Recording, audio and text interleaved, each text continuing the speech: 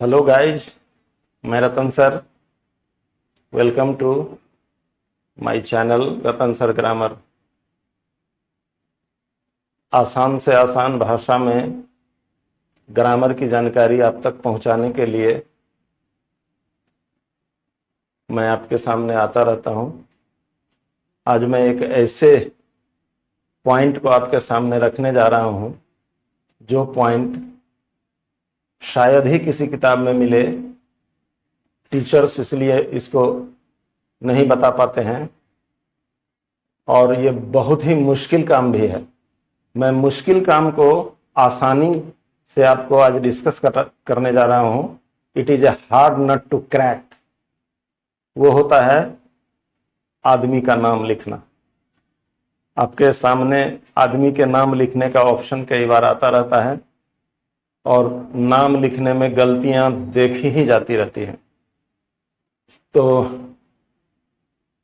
नाम लिखने की गलती जिंदगी में कभी ना हो, इसलिए इस वीडियो को वॉच करें केयरफुली।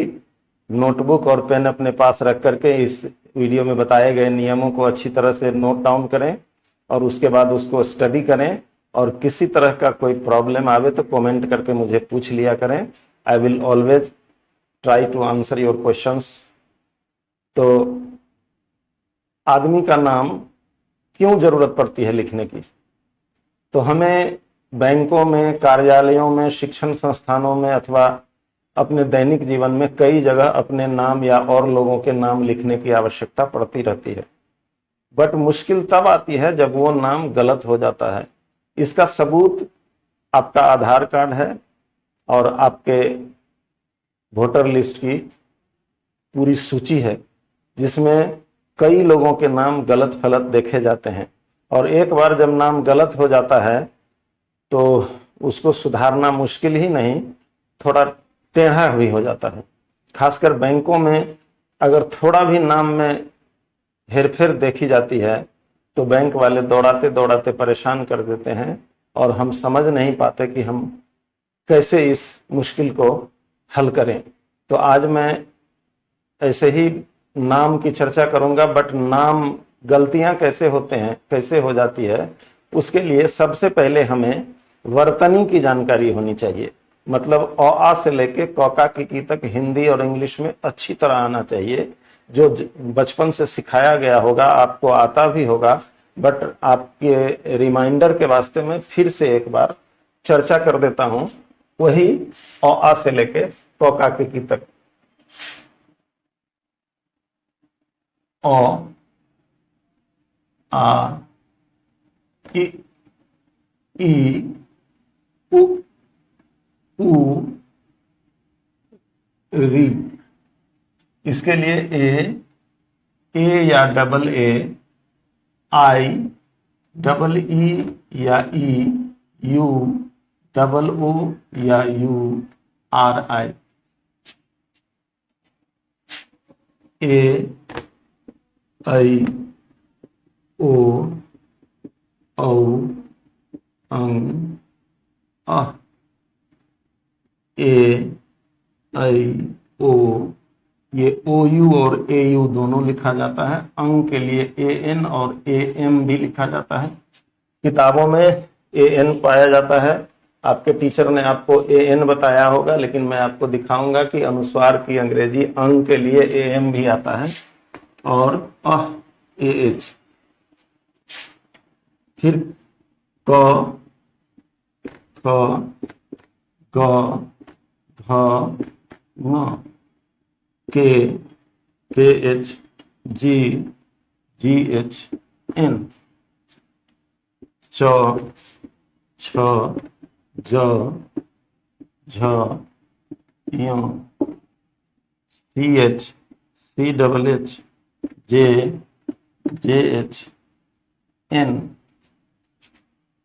ट, ठ, ड, ढ, ण, T, T H, D, D H, N, त, थ, द, ध, न, T, T H, D, D H, N. अब यहां पर एक इंपॉर्टेंट चीज देखने वाली है जो आपको पहले सिखाए गए चीज से अंतर मिलेगी। वो है, हिंदी में 5 वर्ग होते हैं, क ख ग घ से लेके प फ ब भ तक। क ख ग घ को कवर्ग, च छ ज झ को चवर्ग, ट ठ ड ढ को तवर्ग, प फ ब भ को पवर्ग बोलते हैं। इस तरह से कवर्ग, चवर्ग, टवर्ग, तवर्ग और पवर्ग 5 वर्ग होते हैं और 5 वर्गों में 5-5 अक्षर होते हैं।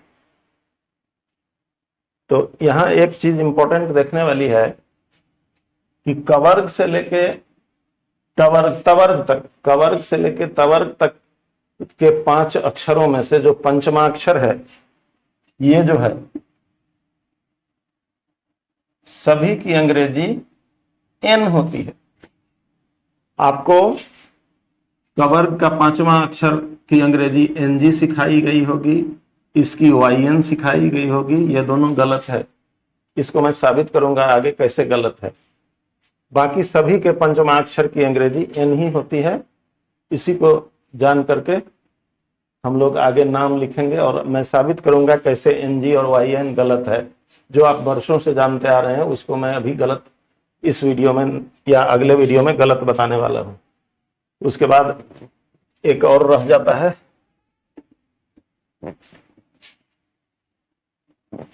प, ह, ब, भ, म, P, P H, D, D H, M.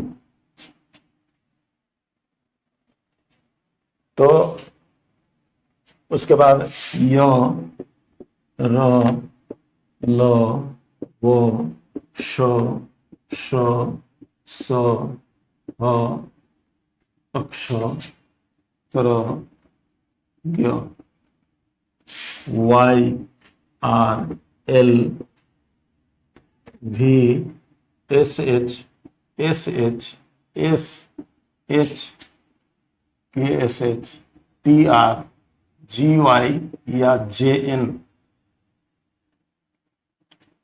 इसमें भी एक इंपॉर्टेंट चीज जानने वाली, यहां इस श के लिए एस एच और इस श के लिए एस एच ए बताया जाता है। त्र के लिए टी आर ए बताते हैं शिक्षक, बट ये सही नहीं है, ये गलत है। और श का हिंदी में 3 श होते हैं, श, श, स। उर्दू में भी 2 स होते हैं, बड़ी शीन, छोटी शीन। तालब श को बड़ी शीन, दंत स को छोटी शीन कहा जाता है। उन दोनों के उच्चारण में अंतर होता है। बांग्ला में एक ही श होता है, तालब श का ही उच्चारण हर जगह करते रहते हैं लोग। तो इतनी जानकारी मिल जाने के बाद हमें नाम लिखने में सबसे इंपॉर्टेंट चीज जो जानने वाली होती है वो होती है कि नाम में कोई ना कोई शब्द आता है, और शब्द हिंदी का जो शब्द है उसी को रूपांतरित कर देते हैं अंग्रेजी में। ट्रांसलेट नहीं करते हैं, रूपांतरित करते हैं। ट्रांसलेट करना और रूपांतरित करना में अंतर होता है। ट्रांसलेट करने में किसी हिंदी के शब्द की अंग्रेजी बना दी जाती है, मतलब अंग्रेजी में बदल दिया जाता है। जैसे किसी का नाम है धनिक लाल,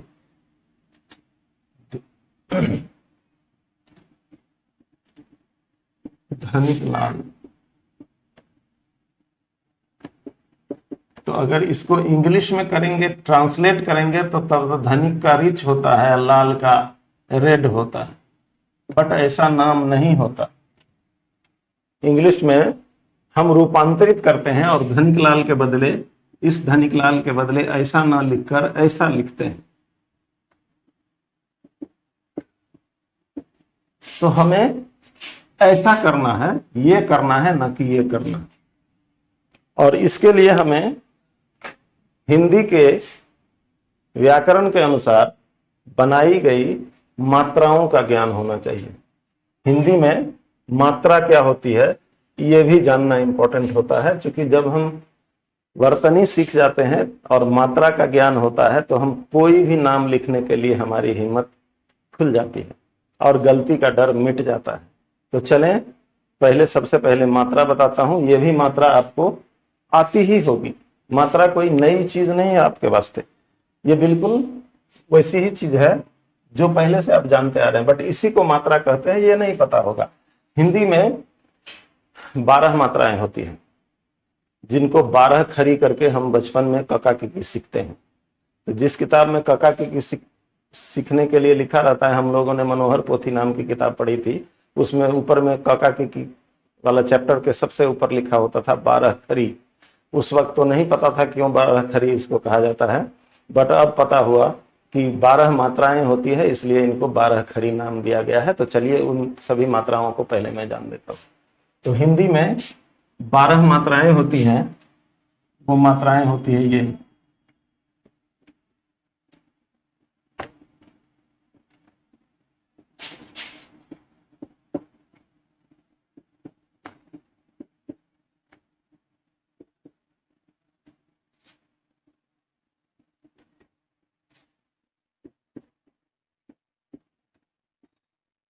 और सभी हिंदी की मात्राओं के लिए हिंदी में चिन्ह बने हुए होते हैं।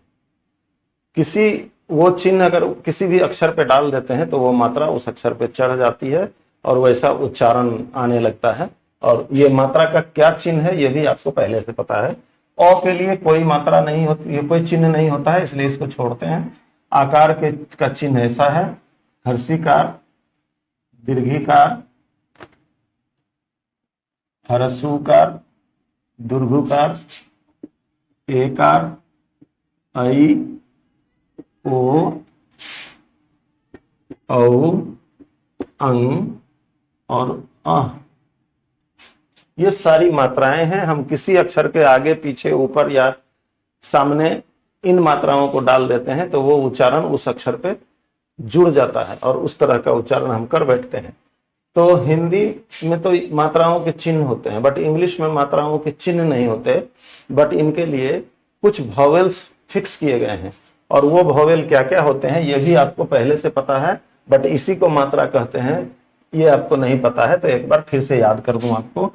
ए, डबल ए या और ए, आकार की मात्रा के लिए अधिकांश समय ए से ही काम चल जाता है, कभी कभी डबल ए का इस्तेमाल होता है। आई, दीर्घिकार के लिए डबल ई और आई भी होता है, इसमें भी आई से ही काम चलता रहता है, कभी कभी डबल ई का प्रयोग भी करना होता है, आगे जानेंगे। यू, डबल ओ या you, E, A I, O, you या ए यू, अंग के लिए ए एन या ए एम, अह के लिए ए एच।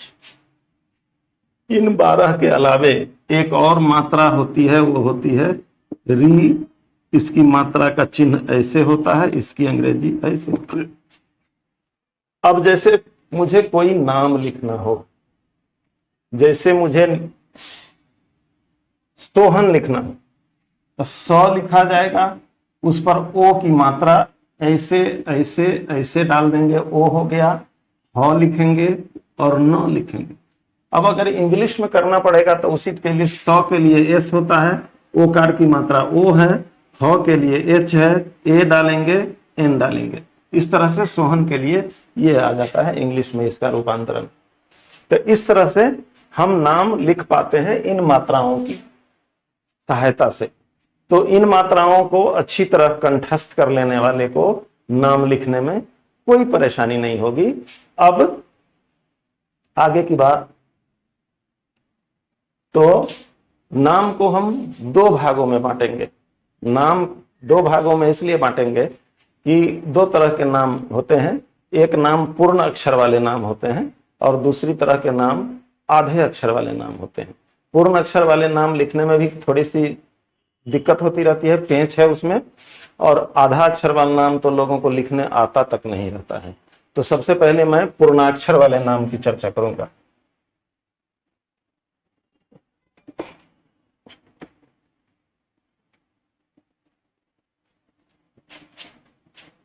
इससे पहले मैं सबसे पहले नाम को 2 भाग में बांटेंगे।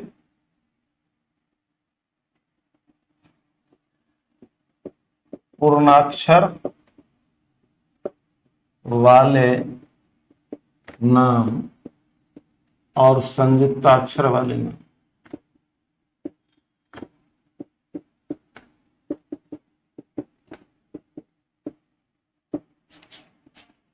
दोनों नामों को अलग अलग सीखेंगे, आसानी से सारे नाम लिख लेंगे। और मेरा दावा है कि आसान तरीके से आप जैसा भी नाम हो, चाहे उस नाम को सुनकर के आज कांप उठते होंगे कि इसको कैसे लिखा जाएगा, चुटकी बजा के नहीं लिखा तो मैं वीडियो बनाना छोड़ दूंगा, ये मेरा दावा है पूरा सा।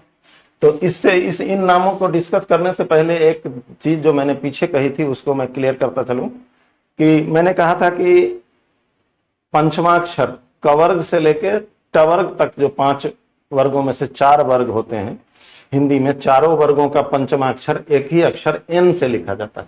आपको क वर्ग का 5वां वर्ण ऐसे लिखा जाता है, च वर्ग का ये होता है। दोनों की अंग्रेजी आपको गलत बताई गई, एनजी बताया गया और वाईएन बताया गया, जबकि मेरे अनुसार दोनों का पंचमाक्षर दोनों है, दोनों की अंग्रेजी एन होती है।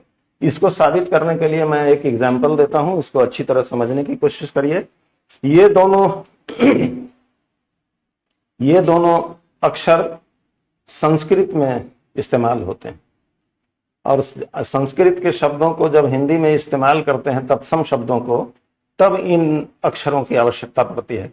तो चलिए कोई एक ऐसा नाम देखते हैं जिसमें ये दोनों अक्षर शामिल हों और तब इन गलतियों को चेक करके देखते हैं। तो एक ऐसा नाम अगर आपको पता हो तो सोच लें, मैं बता देता हूं जिसमें ये अक्षर आता है। असल में इस अक्षर को, पंचमाक्षर को गलत उच्चारण करके बताया जाता है, जिसके चलते एनजी कहा जाता है। उसको अंग बोलते हैं। ये अंग नहीं है, ये ङ है। जैसे हम कंगन बोलेंगे तो कंगन में क और न के बीच में जो आपके नासिका द्वार से उच्चारण निकल के आता है वो उच्चारण होता है ङ, कंग का उच्चारण। ये न नहीं है, ङ है, और ङ के लिए एन आता है। तो उच्चारण ही गलत हम करते हैं, जिसके कारण हम उच्चारण के अकॉर्डिंग अंग जब बोलेंगे तो एनजी तो लिखना ही पड़ेगा, बट अंग तो है नहीं ये उच्चारण ङ है और ङ के लिए एन होता है। तो एक ऐसा नाम देखते हैं जिस नाम में ये अक्षर आ रहा है, तो वो नाम होगा संस्कृत का नाम, और संस्कृत का नाम है ये प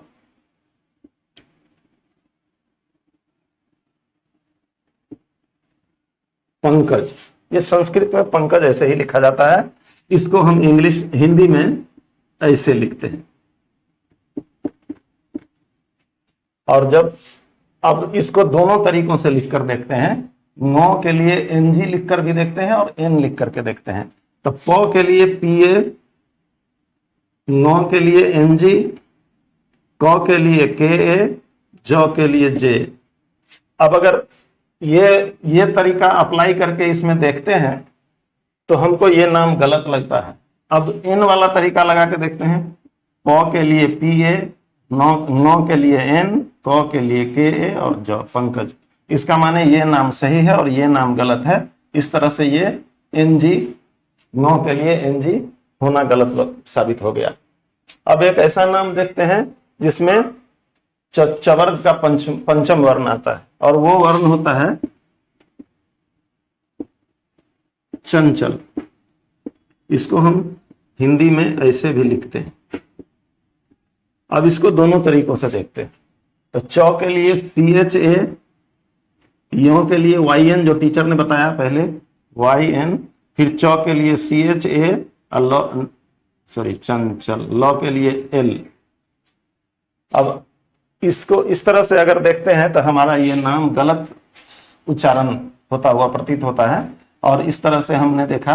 अब मैं उस एन का तरीका लेके देखता हूं। तो च के लिए CHA, अनुस्वार के लिए एन, यो के लिए एन, फिर CHAL। इसका माने ये नाम सही है और ये नाम गलत है। इस तरह से हमारा ये YN, यो के लिए YN गलत साबित हो जाता है। इस तरह से हमने देखा कि हमें जो पहले से बताया गया था वो अभी साबित गलत होता हुआ प्रतीत हुआ। तो इस तरह से ङ के लिए एन और यो के लिए भी एन ही होता है, ये क्लियर कर लें। अब एक गलती और बताते रहते हैं लोग, तरह के लिए बताते हैं TRA, ये नहीं होता। TRA, अगर ए होना होगा तो सभी व्यंजन, हिंदी के जितने व्यंजन वर्ण होते हैं सभी में अ शामिल होता है, तो सब के साथ ए होना चाहिए। क के लिए KA, ख के लिए KHA, सब में ए होना चाहिए। तो तरह के लिए TRA नहीं TR होगा। हाँ, जब कोई, अब इसको पहले चेक करके देख लेते हैं, कोई ऐसा नाम जिसमें तरह अक्षर आ रहा हो, ये भी संस्कृत के तत्सम शब्दों में इस्तेमाल होते हैं। तो मैं इसमें देखता हूं एक त्रिभुवन, ये आदमी का नाम होता है त्रिभुवन। तो अगर पहले इसको चेक करते हैं TRA को, तब TR को चेक करेंगे। तो TRA तरह के लिए, हर्षिकार के लिए I, भुवन BHUVAN। और अगर मेरा बताया तरीका TR है उसके अनुसार लिखेंगे तो TRI BHUVAN। इस तरह से ये नाम सही लगता है, ये नाम गलत लगता है तो TRA बिल्कुल गलत है, TR होता है तरह के लिए। इस तरह से हमने देखा कि जो कुछ पुराने टाइम से, आपके बचपन से आपको जो अंग्रेजी बताई गई, उस अंग्रेजी के कुछ अक्षरों की अंग्रेजी, कुछ हिंदी की अंग्रेजी आज आपको गलत साबित होती लगे, अगर आपका मन माने तो ही मानिए, मेरे कहने से जबरदस्ती नहीं मानना है। अगर ये लगे कि मैंने गलत बताया तो कमेंट करके जरूर बताइएगा। ये वीडियो आज इससे आगे बढ़ने की इजाजत नहीं देता है। इस नाम लिखने के वीडियो को मैं 3 भागों में बताऊंगा, ये मेरा पहला भाग है वीडियो का। और मेरा दावा है कि तीनों वीडियो अगर अच्छी तरह से देख लिया जाए तो किसी भी हिंदू अथवा मुसलमान का नाम, अंग्रेजों के नाम की स्पेलिंग अलग होती है, उसकी चर्चा मैं नहीं करता। जिस समाज में हम रहते हैं, हिंदू मुस्लिम सिख ईसाई, तो इतने हिंदू मुस्लिम सिख ईसाइयों के नाम अगर हिंदी उर्दू के नाम जैसे नाम है तो कोई तुक नहीं है कि आपको लिखने नहीं आएगा। तो आज मैं इस वीडियो का अंत करता हूं। वीडियो बनाने में मेरी मेहनत होती है और इतनी अच्छी बातें मैं मेहनत करके आपके सामने लाता हूं, तो एक लाइक तो कर देंगे और कमेंट करके बताया करिए मेरा वीडियो कैसा लगता है आपको क्या क्या जानकारी और चाहिए, मैं वो आपको जानकारी आसान तरीके से देता रहूँगा। और वीडियो अगर अच्छी लग जाए तो लाइक तो करना ही है। अगर इस वीडियो में बताई गई बातें आपको अपने जैसे कुछ नियर एंड डियर को भी बताने का मन करे तो वीडियो को शेयर करें और चैनल को सब्सक्राइब कर दें, ताकि मैं जो भी वीडियो बनाऊं उसकी जानकारी सबसे पहले आप तक पहुंचे। तो thank you for watching, let us meet again.